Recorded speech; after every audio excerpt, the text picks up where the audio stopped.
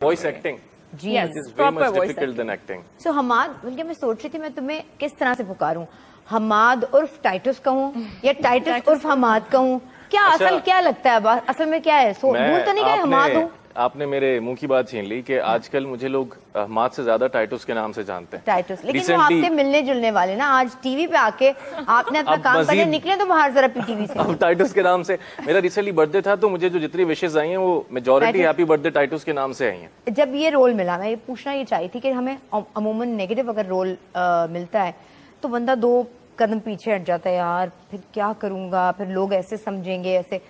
तो voice over artist तो आराम से कबूल कर लेता होगा कि नहीं तो कोई मसला ही नहीं है, बस ठीक है मेरी आवाज होगी, पता ही नहीं चलेगा। अब क्या होगा जब बदनामी मंजरे आम पर आ गई?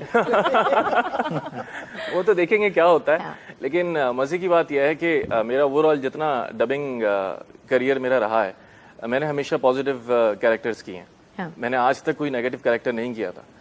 अच्छा, मुझे खुर्रम जमशेद साहब ने जब बुलाया, और आई डोंट नो कि उन्होंने उस पर कितने ऑडिशंस लिए थे पहले, लेकिन जब मुझे कैरेक्टर दिखाया गया, पहले तो इतनी स्ट्रॉन्ग एंट्री थी इस कैरेक्टर की कि अगर आप कुछ देर के लिए हीरो को भूल जाएं। Actually it's Ertugrul versus Titus.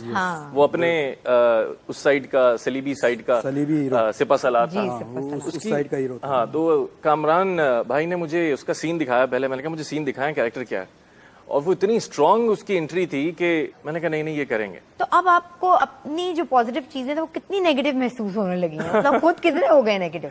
कभी कभी दिल चाहता है टाइटस बन जाऊं, रियल लाइफ में भी। कभी स्टूडियो में तो घुसते ही खैर टाइटस बन जाते हैं हम। अच्छा, वो फौरन एक फील टाइटस वाला आ जाता है।